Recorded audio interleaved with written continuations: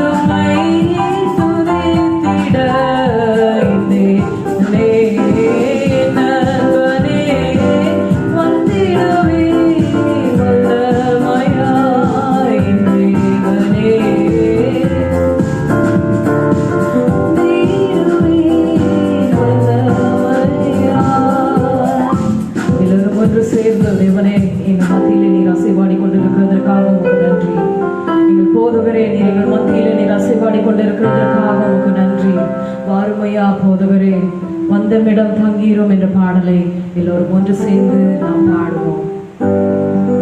Amen.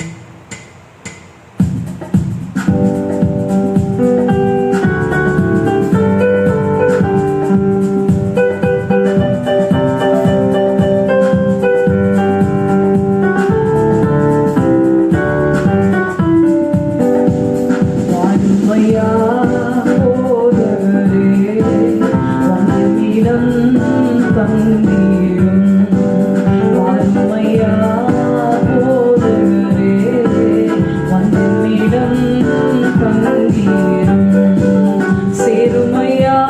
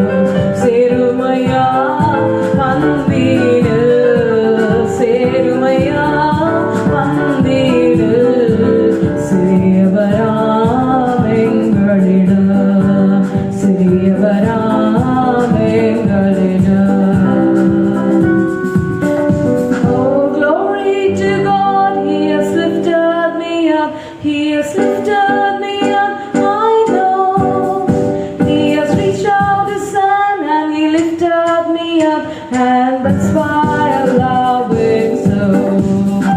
Oh, glory to God, He has lifted me up, He has lifted me up, I know.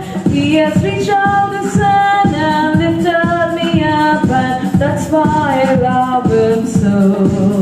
I love Him more and more, I love Him more and more, and when I stand upon the other shore, I praise Him more and more, and when I stand upon the other shore, I praise Him more and more.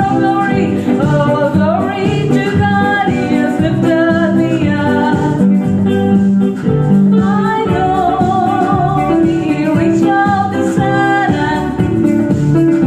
and that's why I love Him so.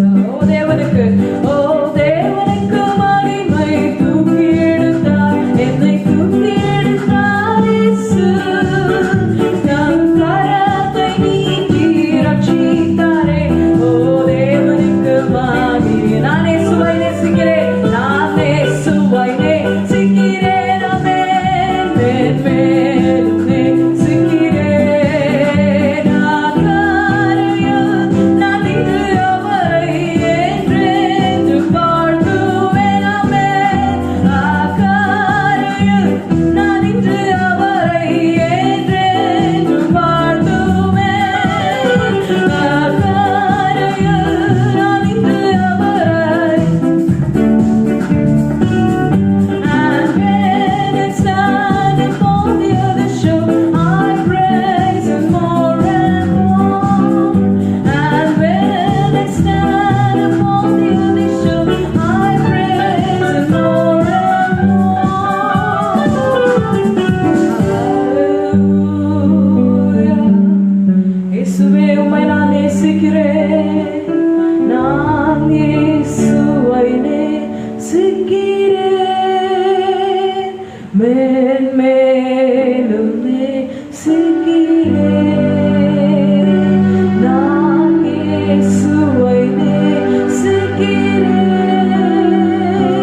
மேன்மேலும் நேசிக்கிறேன். அக்கரையில் நான் நின்று அவரை என்றென்றும் வாழ்த்துவேன்.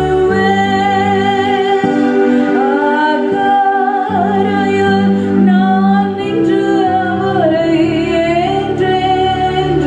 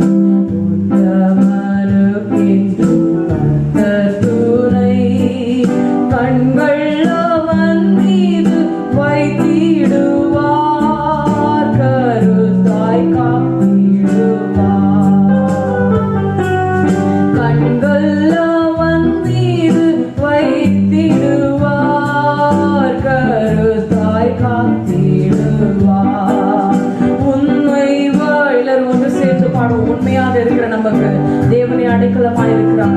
உண்மையாக இருந்து கஷ்டப்படுகிறீர்களா? தேவன் இன்றைக்கு உங்கள் வாழ்க்கையில அற்புதம் செய்ய வல்லவராய் இருக்கிறார். உண்மையாக நாம் ஜெபிக்கும் பொழுது, உண்மையாக அவரை தேடும் பொழுது வழி வாசல்களை, நம்முடைய நம்பிக்கையை அவர் ஒரு நாளும் வீணாக்குகிறவர் அல்ல. அவருடைய நம்முடைய நம்பிக்கை, நம்முடைய கண்களை அவர் மீது வைப்போம். கண்கள் அவன் மீது வைத்திடுவார், கருத்தாய் காத்திடுவார். கண்கள் அவன் மீது வைத்திடுவார், கருத்தாய் காத்திடுவார்.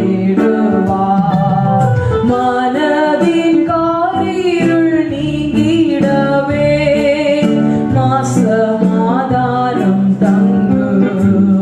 மனதின் காரிருள் நீங்கிடவே மாசமாதானம் தங்கு. மனதின் காரிருள் நீங்கிடவே மாசமாதானம் தங்கு. கர்த்தரை நம்பியே ஜீவிப்போம், கவலை கஷ்டங்கள் தீர்ந்திடும், கைவிடா காத்திடும் அரவனின் கரங்களை நாம் பற்றிக் கொள்வோம். கைவிடா காத்திடும் அரவனின் கரங்களை நாம் பற்றிடுவோம். ஹல்லேலூயா. தேவனே, நீர் எங்கள் மத்தியிலே உலாவிக் கொண்டிருக்கிறதற்காக உமக்கு நன்றி. என் தேவனே, நீர் எங்களை கைவிடாமல் காத்து கொண்டிருக்கிறதற்காக உமக்கு நன்றி. 1000 நாவுகள் இருந்தாலும் போதாது. ஆண்டவரே, உமக்கு நன்றி சொல்ல. ஆண்டவரே, நேற்று இருந்தவர்கள் இன்றைக்கு இல்லை, ஆனாலும் எங்களை ஒவ்வொருவரையும் ஜீவனோடு பாதுகாத்து கொண்டீரே. உமக்கு நன்றி, உமக்கு நன்றி. ஆண்டவரே, எங்களை ஜீவனோடு தப்புவித்தீரே. ஆண்டவரே, இந்த கொள்ளை நோயிலும் ஆண்டவரே எங்களை பாதுகாத்து வந்தீரே. உமக்கு கொடா கோடி நன்றி. ஆண்டவரே, உமக்கு நன்றி செலுத்துகிறோம். உள்ளத்தின் ஆழத்திலிருந்து உமக்கு நன்றி செலுத்துகிறோம். உச்சம் தலையிலிருந்து உள்ளங்கால் வரைக்கும் உடைய ரத்தத்தை பூசுகிறோம். இயேசுவின் நாமத்தினாலே எங்களை பரிசுத்தப்படுத்திக் கொண்டிருக்கிறதற்காக நன்றி. ஒவ்வொரு நாளும் திரைப்பிலே நின்று ஜெபிக்க உதவி செய்கிறதற்காக நன்றி. அநேக ஜெப குறிப்புகளை, ஆண்டவரே கூட்டங்களை இந்த நாளிலே நீ நியமித்துக் கொண்டிருக்கிறதற்காக நன்றி. அநேக வாலிப பிள்ளைகளை நீர் எழுப்பிக் கொண்டிருக்கிறதற்காக நன்றி. அநேக விசுவாசிகளை நீர் எழுப்பிக் கொண்டிருக்கிறதற்காக நன்றி. ஒவ்வொரு நாளும் அற்புதங்களை நீர் நடப்பிக்கிறதுக்காக உமக்கு நன்றி செலுத்துகிறோம். கடைசியாக ஒரே பாடலை பாடி நாம் இந்த ஆராதனையை முடிப்போம். கோடா கோடி ஸ்தோத்திரம் பாடி இந்த பாடலை எல்லோரும் உற்சாகமான சந்தோஷத்தோடு தேவனுக்கு ஸ்தோத்திரத்தை செலுத்தவே நாம் பிறந்திருக்கிறோம். தேவன் நம்மை உண்டாக்கின காரணம் தேவனை துதிப்பதற்கும் தேவனை மகிமைப்படுத்துவதற்கும். ஆக எல்லோரும் ஒன்று சேர்ந்து இந்த பாடலை நாம் பாடுவோம். பாவியை மீட்க பரன் சித்தம் கொண்டார், பரலோகம் துறந்து பாரினில் பிறந்தார் என்ற பாடலை எல்லோரும் ஒன்று சேர்ந்து நாம் உற்சாகமாக பாடுவோம். கோடா கோடி ஸ்தோத்திரம் பாடி கிறிஸ்துவின் அன்பை ருசிப்போமே. கோடா கோடி ஸ்தோத்திரம் பாடி கிறிஸ்துவின் அன்பை ருசிப்போ. அவர் நமக்கு செய்த எல்லா நன்மைகளையும் நினைத்து அவருக்கு நன்றி செலுத்துவோம்.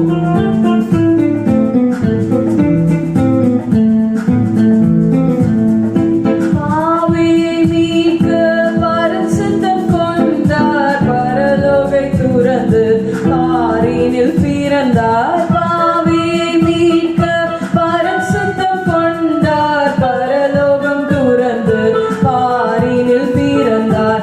பரமனின் பேரை தேடி வந்தாரே, பரமனின் பேரை தேடி வந்தாரே. பாதம் பணிந்தேன், பதில் ஏதும் உண்டோ உலகில். கோடா கோடி ஸ்தோத்திரம் பாடி கிறிஸ்துவின் அன்பை ருசிப்போமே. கோடா கோடி ஸ்தோத்திரம் பாடி கிறிஸ்துவின் அன்பை ருசிப்போமே. ஹல்லேலூயா. இன்று மாத்திரமல்ல, என்றுமே தேவனுடைய அன்பை ருசிக்கிறவர்களாக நாம் காணப்பட வேண்டும். தேவன் இந்த வேளையிலே நம்மோடு அசைவாடினதனால தேவனுக்கு கொடா கொடி நன்றி. இனிமேல் வருகிற பிரசங்கத்தையும் கவனிங்க. Be blessed. Thank you.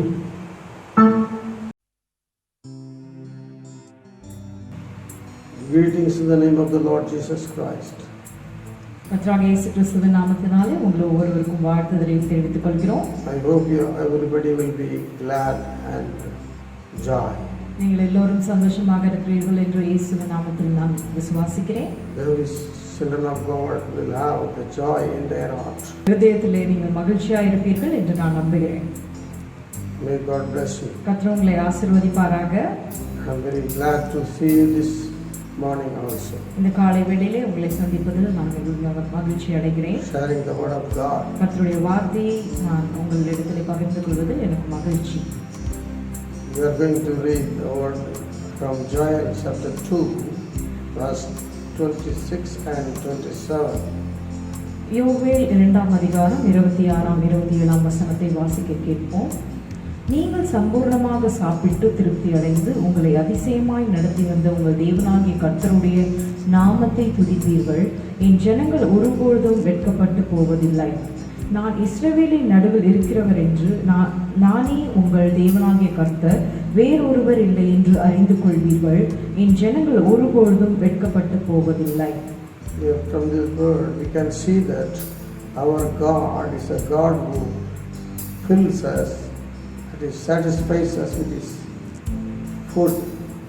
நாம் இந்த வசனத்திலே பார்க்கிறோம், நம்முடைய தேவன் நம்மை ஆகாரத்தினால் திருப்தி பண்ணுகிற தேவனாய் இருக்கிறார். First chapter you can see the people have been in great need, they have lost everything. முதலாம் அதிகாரம் யோவேலில் நாம் வாசிக்கும் பொழுது அங்கே போட்டிருக்கிறது, மக்கள் எப்படியாக தேவைகள் எப்படிப்பட்ட தேவைகளில் இருக்கிறார்கள், அவர்களுக்கு என்ன தேவைகள் உண்டு என்று நாம் பார்க்கிறோம். Because the God's people are backslided. இங்கே பார்க்கிறோம், கர்த்தருடைய பிள்ளைகள் பின்வாங்கி இருந்ததினாலே they have lost everything. அவர்கள் ஒவ்வொன்றாக இழந்து விட்டார்கள். God sent the punishment upon them. அவர்கள் மீது தண்டனையை அனுப்புவதை நாம் பார்க்கிறோம். They have lost all the crops and all their fields. There is no grain at all. அவர்கள் வயலிலே தானியங்கள் அவர்கள் சாப்பிடும்படியாக இருந்த எல்லா பயிர்களும் நாஸ்தியாகிவிட்டன. God, we expect them to repent with fasting and prayer unto Him. அப்பொழுது தேவன் அவர்களை மனம் திரும்பும்படியாக, அவர் அண்டையில் வரும்படியாக, அவர்கள் பாவ மன்னிப்பு கேட்கும்படியாக தேவன் இக்காரியத்தை செய்திருந்தார். So God sent the locust and all kinds of insects to destroy their field. அவர்களுடைய வயல்களை அழிக்கும்படியாக தேவன் அங்கு வெட்டுக்கிளிகளை அனுப்பி பூச்சிகளை அனுப்பி நாசம் பண்ணுவதை நாம் பார்க்கிறோம். So prophet called people to repent and pray unto God. அப்பொழுது யோவேல் தீர்க்கதரிசி ஜனங்களை அழைத்து மனம் திரும்புமாறு, தேவனிடத்தில் மன்னிப்பு கேட்குமாறு அழைக்கிறார் ஜனங்களை. So people repented and cried unto the Lord. அதை கேட்டு ஜனங்களும் கர்த்தரிடத்தில் மன்றாடி ஜெபிக்கின்றனர். Then the Lord had pity upon them. அப்பொழுது தேவன் அவர்கள் மீது பரிதாபம் கொண்டதை நாம் பார்க்கிறோம். After that only He gives the promise to the people. அதற்கு பிறகுதான் இந்த வாக்குத்தத்த வசனத்தை கூறுகிறார். Joel 2:25. யோவேல் 2ஆம் அதிகாரம் 26 and 27. 26 27 வசனம். நீங்கள் சம்பூர்ணமாய் சாப்பிட்டு திருப்தி அடைந்து உங்களை அதிசயமாய் நடத்தி வந்த உங்கள் தேவனாகிய கர்த்தருடைய நாமத்தை துதிப்பீர்கள். என் ஜனங்கள் ஒருபொழுதும் வெட்கப்பட்டு போவதில்லை. நான் இஸ்ரவேலின் நடுவில் இருக்கிறவர் என்று நானே உங்கள் தேவனாகிய கர்த்தர், வேறொருவர் இல்லை என்று அறிந்து கொள்வீர்கள். என் ஜனங்கள் ஒருபொழுதும் வெட்கப்பட்டு போவதில்லை. தேவனிடத்தில் ஜனங்கள் திரும்பும் பொழுது God gives them satisfaction their life. அப்பொழுது தேவன் ஒரு திருப்தியான ஒரு வாழ்க்கையை அவர்களுக்கு கொடுக்கிறார் தங்களுடைய ஜனங்களுக்கு. They lost their food, but now God says, I will satisfy your life with food. அவர்கள் எல்லாவற்றையும் இழந்திருந்தார்கள். அந்த நேரத்தில் தேவனுடைய வாக்குத்தத்தமானது வருகிறது, நான் உங்களை ஆகாரத்தினால் திருப்தியாக்குவேன் என்று. You shall eat in plenty and be satisfied. நீங்கள் சம்பூர்ணமாய் சாப்பிட்டு திருப்தி அடைந்து உங்கள் அதிசயமாய் நடத்தி வந்த தேவன் நாகிய கர்த்தருடைய நாமத்தை துதிப்பீர்கள். Our God is a God who meets our needs. நம்முடைய தேவன் நம்முடைய தேவைகளை சந்திக்கிற தேவனாய் இருக்கிறார். And also we can see Jeremiah 31:14. எரேமியா 31ஆம் அதிகாரம் 14ஆம் வசனம் பார்க்கிறோம். ஆசாரியர்களின் ஆத்துமாவை கொழுமையானவைகளினால் பூரிப்பாக்குவேன், என் ஜனங்கள் நான் அளிக்கும் நன்மையினால் திருப்தியாவார்கள் என்று கர்த்தர் சொல்லுகிறார். So here even the priest, God's servant, and also God's children are satisfied.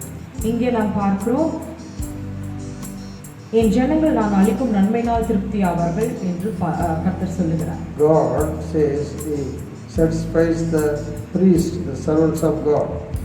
இங்கு கர்த்தருடைய பிள்ளைகளையும் போதகர்களையும் அவர் திருப்திப்படுத்துகிறவராய் இருக்கிறார். Verse 31:14 says, 31ஆம் அதிகாரத்தில் 14ஆம் வசனம் இப்படியாக கூறுகிறது, ஆசாரியர்களின் ஆத்துமாவை கொழுமையானவைகளினால் பூரிப்பாக்குவேன், என் ஜனங்கள் நான் அளிக்கும் நன்மையினால் திருப்தியாவார்கள் என்று கர்த்தர் சொல்லுகிறார். So two kinds of people.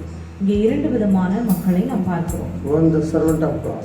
ஒன்று ஆசாரியர்கள், Secondly, the children of God. மற்றொன்று கர்த்தருடைய பிள்ளைகள். So He satisfies both. இந்த இரண்டு பேரையும் தேவன் திருப்திப்படுத்துகிறார். And also verse 31 and 25 Jeremiah. 31ஆம் அதிகாரம் 25ஆம் வசனம் சொல்லுகிறது, நான் விடாய்த்த ஆத்துமாவை சம்பூர்ணமடைய பண்ணி தோய்ந்த எல்லா ஆத்துமாவையும் நிரப்புவேன். So here God, He satisfies the very soul. விடாய்த்து போயிருக்கிற ஆத்துமாக்களை தேவன் சம்பூர்ணமடைய பண்ணுகிறார். Our God is a good God. நம்முடைய தேவன் நல்ல தேவன். These days we may be very. நாம் இந்த நாட்களிலே நாம் விடாய்த்து நம்மளுடைய ஆத்துமாக்கள் விடாய்த்து போய் காணப்படலாம். In this corona period, everybody is very.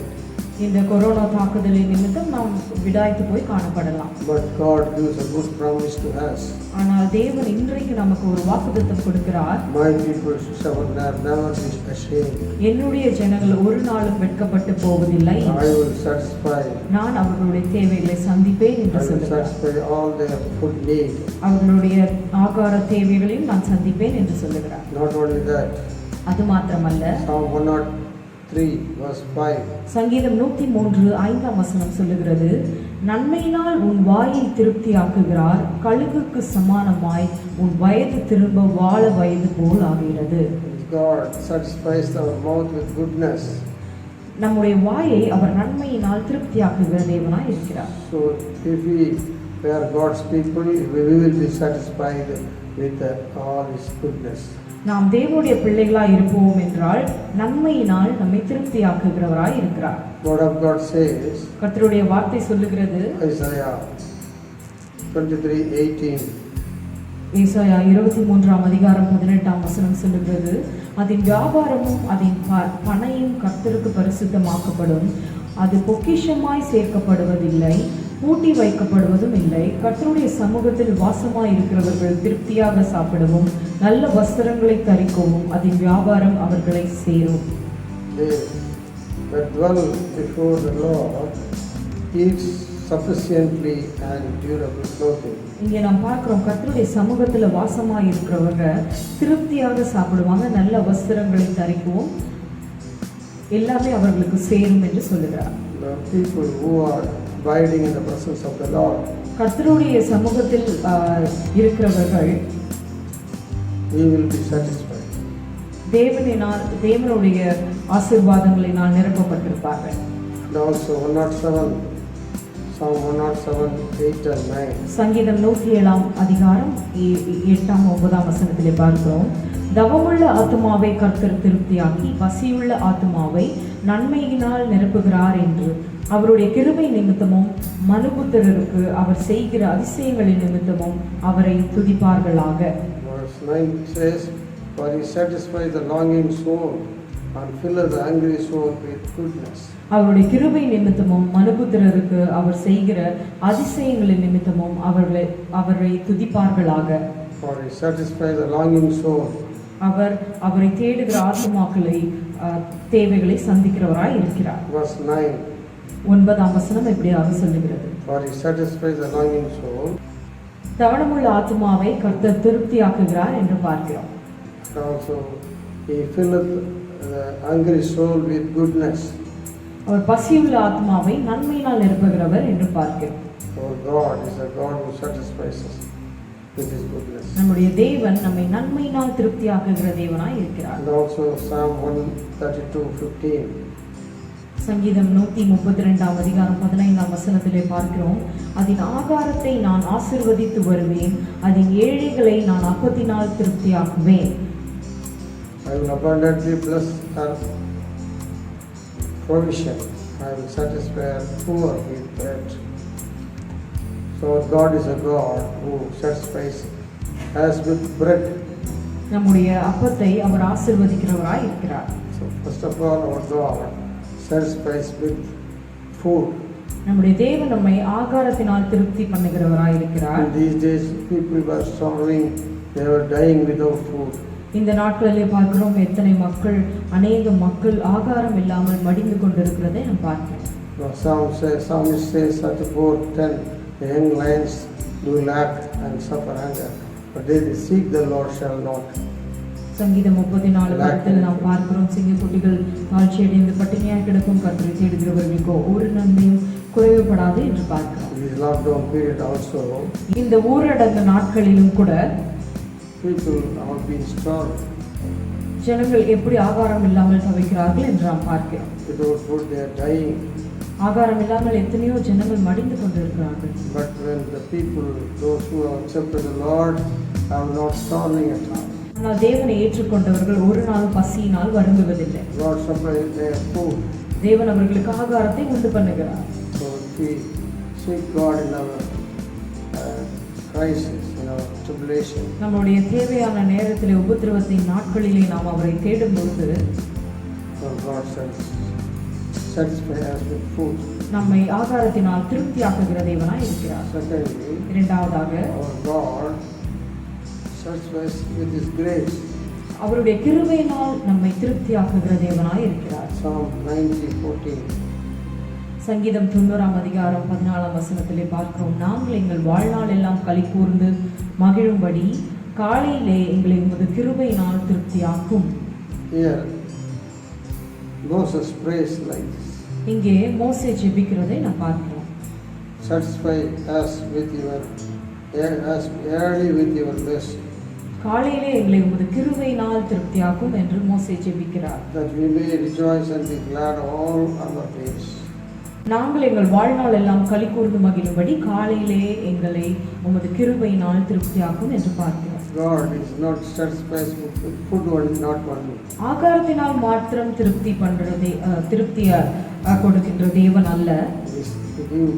Through the grace of God, He satisfies us. அவருடைய கிருபையினாலும் நம்மை திருப்தி செய்கிற தேவனாய் இருக்கிறார். Moses is a man of God. மோசே தேவனுடைய மனிதனாய் இருக்கிறார். Only the satisfaction comes from the Lord only. ஒரு திருப்தியானது அது தேவனிடத்தில் மாத்திரம்தான் வருகிறது. In His presence, அவருடைய சமூகத்தில் தான் நமக்கு திருப்தி கிடைக்கிறது. He has experienced in his life. மோசே தன்னுடைய வாழ்க்கையிலே அதை அனுபவித்திருக்கிறார். Satisfaction with food is not a permanent satisfaction. ஆகாரத்தினால் திருப்தியாவது ஒரு நிரந்தரமான ஒரு வழி அல்ல. But in our soul, if we will be filled with the grace of God, நம்முடைய ஆத்மாவிலே கர்த்தருடைய கிருபையினால் நிரப்பப்பட்ட ஆத்மாவாக இருந்தால் we will be satisfied, we will enjoy. நம்முடைய வாழ்க்கையிலே ஒரு சந்தோஷமான திருப்தி நம்மளுடைய வாழ்க்கையிலே இருக்கும். That's why Moses said that we may rejoice and be glad all the days. ஆகையால் தான் மோசே இங்கே சொல்லுகிறார், நாங்கள் எங்கள் வாழ்நாள் எல்லாம் களி கூர்ந்து மகிழும்படி. All our days. வாழ்நாள் எல்லாம் என்று சொல்லுகிறார். As long as we live. உயிரோடு வாழும் வரைக்கும் என்று சொல்லுகிறார். The grace of God is enough to us. கர்த்தருடைய கிருபை மாத்திரம் போதும் என்று சொல்லுகிறார். Not only that, David also says. மோசே மாத்திரமல்ல, சங்கீதக்காரனாகிய தாவீதும் அப்படியே சொல்லுகிறார். Psalm 63:5. சங்கீதம் 63 அதிகாரம் 5 வசனத்திலே சொல்லுகிறார், நினைத்தையும் கொழுப்பையும் உண்டது போல என் ஆத்மா திருப்தியாகும், என் வாய் ஆனந்த களிப்புள்ள உதடுகளினால் உம்மை போற்றும். Here David says, இங்கு தாவீது சொல்லுகிறார், he seeks the Lord earlier. அவர் அதிகாலையிலே தேவனை தேடுகிறார். So God satisfies him with mercy. ஆகையால் தேவன் தம்முடைய மகிமையினாலும் கிருபையினாலும் அவரை நிரப்புகிறார். So this is the experience of every servant of God. இதுதான் தேவனுடைய ஊழியக்காரர்களின் அனுபவமாக இருக்க வேண்டும். If we seek earlier, நாம் அதிகாலையிலே தேவனை தேடும் பொழுது God will satisfy our soul with grace. அவர் நம்முடைய ஆத்துமாவை கிருபையினால் நிரப்புகிறவராய் இருக்கிறார். Because in the world, grace is very essential to us. ஏனென்றால் இந்த உலகத்திலே நாம் வாழ்வதற்கு அவருடைய கிருபை மிகவும் அவசியமாக காணப்படுகிறது. Grace means கிருபை என்றால் this is unmerited favor. அது ஒரு சொல்ல முடியாத ஒரு வெகுமதியாக இருக்கிறது. God is not giving for our hard work. கிருபை என்பது ஒரு கடினமான உழைப்புக்காக கொடுத்த வெகுமதி அல்ல. It is a great valuable thing without price.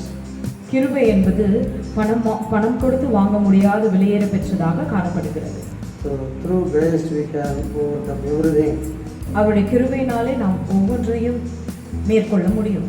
What we cannot able to do with our normal strength or ability, with the grace we can do that.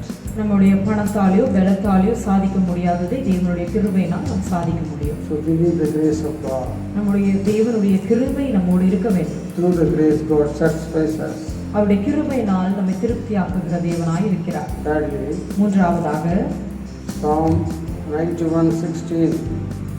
சங்கீதம் 91 அதிகாரம் 16 வசனம் என்று சொல்லுகிறது, நீடித்த நாட்களால் அவனை திருப்தியாக்கி என் ரட்சிப்பை அவனுக்கு காண்பிப்பேன். 91:16 says,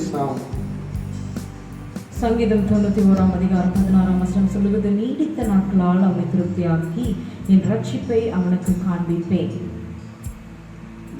with long life will I satisfy him and show him my salvation.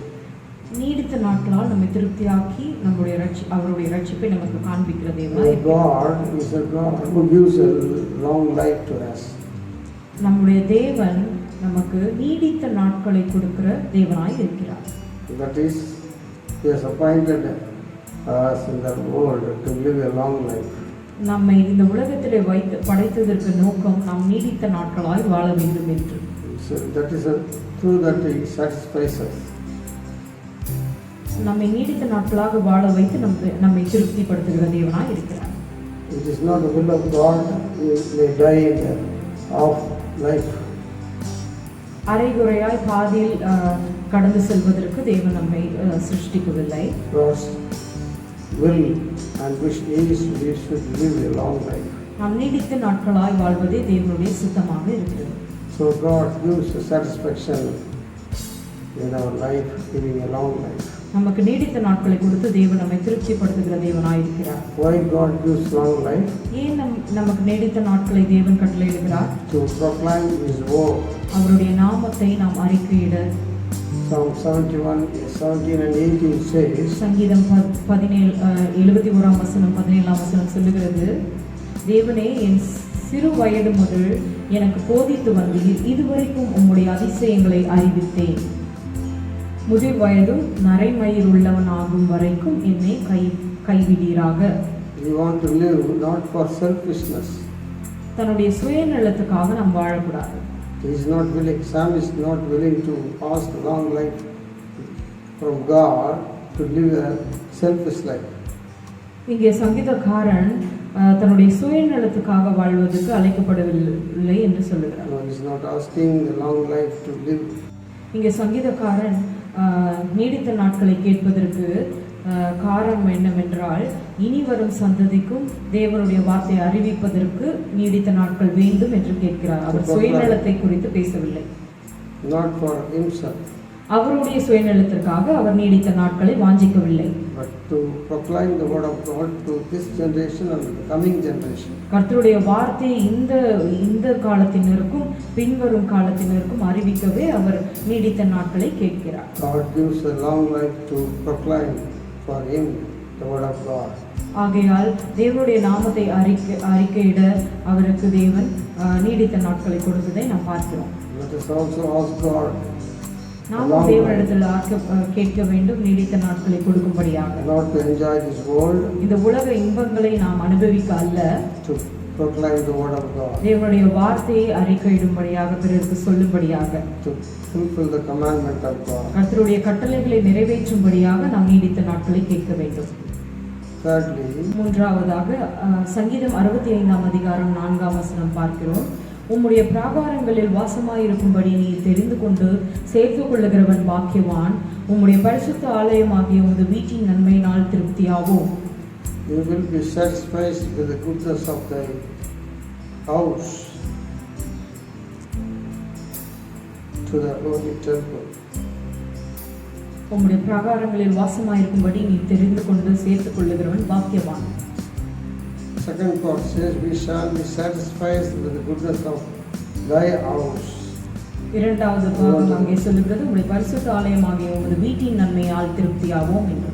God satisfies with in the presence, that is in the house of God. தேவன் நம்மை அவருடைய ஆலயத்திலே வைத்து நம்மை திருப்திப்படுத்துகிற தேவனாய் இருக்கிறார். When we come to the house of God, அவருடைய ஆலயத்திற்கு நாம் வரும்பொழுது we will be satisfied with His goodness.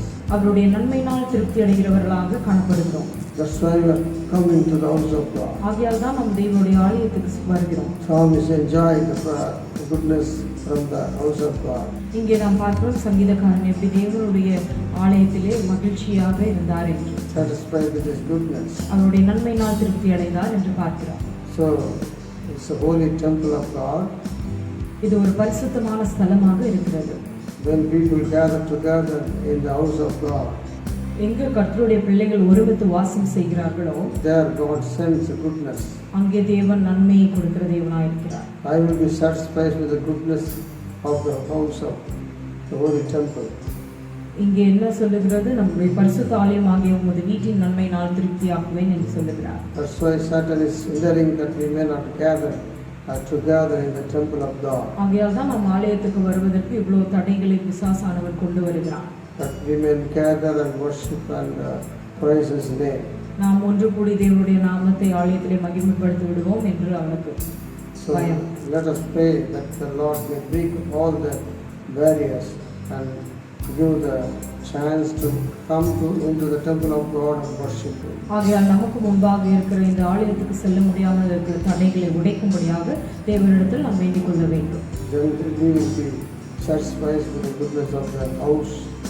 அப்பொழுதுதான் நாம் கர்த்தருடைய வீட்டின் நன்மையினால் திருப்தியாக முடியும். In the house of God we hear the word of God, கர்த்தருடைய ஆலயத்திலே நாம் கர்த்தருடைய வார்த்தையை கேட்கிறோம், sharing the testimony, நம் சாட்சிகளை பகிர்ந்து கொள்கிறோம், worshiping the Lord. தேவனை ஆராதிக்கின்றோம், Then we will be filled with the Holy Ghost, பரிசுத்த ஆவியினால் நிரப்பப்படுகிறோம், joy and peace. சந்தோஷத்தினாலும் சமாதானத்தினாலும் நிரப்பப்படுகிறோம். That's the goodness God gives in the holy temple. கர்த்தருடைய ஆலயத்திலே தேவன் நம்மை திருப்தியாக்கும் விதம் இதுவாக காணப்படுகிறது. Fourthly, நான்காவதாக our God is satisfied with the childbirth. சங்கீதம் 17 அதிகாரம் 14 வசனத்திலே சொல்லுகிறது, மனுஷருடைய கைக்கும் இம்மையில் தங்கள் பங்கை பெற்றிருக்கிற உலக மக்களின் கைக்கும் உம்முடைய கரத்தினால் என்னை தப்புவியும். அவர்கள் வயிற்றை உமது திரவியத்தினால் நிரப்புகிறீர். அவர்கள் புத்திரபாக்கியத்தினால் திருப்தி அடைந்து தங்களுக்கு மீதியான பொருளை தங்கள் குழந்தைகளுக்கு வைத்திருக்கிறார்கள். Yes, God gives the childbirth. இங்கே தேவன் புத்திரபாக்கியத்தை கொடுக்கிறதை நாம் பார்க்கிறோம். Through that God satisfies them. புத்திரபாக்கியத்தை கொடுத்து தேவன் நம்மை திருப்தி அடைய பண்ணுகிறதையுமாய் இருக்கிறார். It is the promise of God. இது கர்த்தருடைய வாக்குத்தத்தமாய் இருக்கிறது. Our inheritance, our generation, we will have generation. நம்முடைய இந்த வாக்குத்தத்தத்தை நாம் உரிமையாக்கிக் கொள்ள வேண்டும். நம்முடைய பின்வரும் சந்ததியாருக்கு புத்திரபாக்கியம் கிடைக்கும் என்று. God has made the family to get generation. கர்த்தர் ஒரு குடும்பத்தை ஏற்படுத்துவதற்கு காரணம் பிள்ளைகள் உண்டாவதற்காக. Children will be blessed. கர்த்தருடைய பிள்ளைகள் ஆசீர்வதிக்கப்படுகிறாங்க. So God will, because even only set in marriage to get children.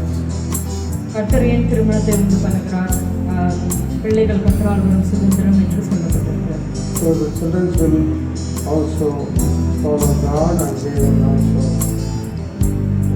glorify God. அந்த பின்வரும் சந்ததியரும் கர்த்தருடைய நாமத்தை மகிமைப்படுத்துபவர்களாக இருப்பார்கள். Two kinds of children. இரண்டு வகையான பிள்ளைகளை நாம் பார்க்கிறோம். First is children in our womb. முதலாவதாக மாம்சத்தின்படியாக பிள்ளைகளை பெற்றெடுக்கிறோம். We give birth. பிள்ளைகளை பெற்றெடுக்கிறோம். Secondly, இரண்டாவதாக through the word of God, கர்த்தருடைய வார்த்தையின் மூலமாக giving gospel to other people.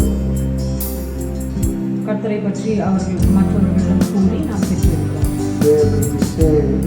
அவர்கள் ஏற்றுக்கொள்ளப்படுகிறார்கள். When they get rebirth.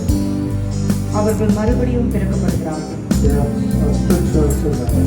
ஆகையால் அவர்கள் கிறிஸ்தவ பிள்ளைகளாக மாறுகிறார்கள். Not only our children, natural children, நம்முடைய பிள்ளைகள் மாத்திரமல்ல, we should have the attitude to win souls by people. முதலாவது நாம் பார்த்தது போல நம்முடைய பிள்ளைகளை மாற்றம் பெற்று எழுதாமல் ஆத்மாக்களையும் ஆதாயப்படுத்த வேண்டும். Paul also says, I gave birth. பவுலும் சொல்லுகிறார், நான் பெற்றெடுத்தேன் என்று. So that means spiritual children அதுதான் ஆவிக்குரிய பிள்ளைகள். giving testimony and sharing the word of God. நம்முடைய வார்த்தையை கொடுத்து நம்முடைய சாட்சியை பகிர்ந்து கொண்டு Then they will be saved, அவர்கள் ரட்சிக்கப்படுவார்கள். become children of God. அவர்கள் தேவனுடைய பிள்ளைகளாக எண்ணப்படுவார்கள். They are the spiritual descendants. அவர்கள்தான் கிறிஸ்தவ சந்ததியாக இருக்கிறார்கள். Through winning souls, our soul will be satisfied. ஆத்மாக்களை சம்பாதிப்பதன் மூலமாக நம்முடைய ஆத்மா திருப்தி அடையும். By childbirth, we will be satisfied. பெற்றின் மூலமாக நம்முடைய ஆத்மா திருப்தி அடையும். Finally, கடைசியாக Psalm 17:15. சங்கீதம் 17:15 வாசிக்கிறோம். நானோ நீதியில் உம்முடைய முகத்தை தரிசிப்பேன், நான் விழிக்கும் பொழுது உங்கள் சாயலால் திருப்தியாவேன். I shall be satisfied when I awake with thy likeness. நானோ உம்முடைய முகத்தை தரிசிப்பேன், I shall be satisfied. நான் விழிக்கும் பொழுது உம்முடைய சாயலால் திருப்தியாவேன் என்று That சொல்லி means when Jesus comes, we will be satisfied with his likeness. ஆகையால் தேவன் வரும் பொழுது நாம் திருப்தி அடைவோம்.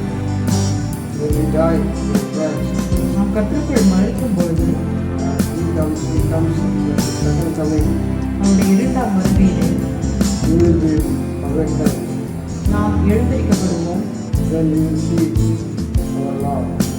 நாம் தேவனை முகமுகமாக தரிசிப்போம். His face in righteousness.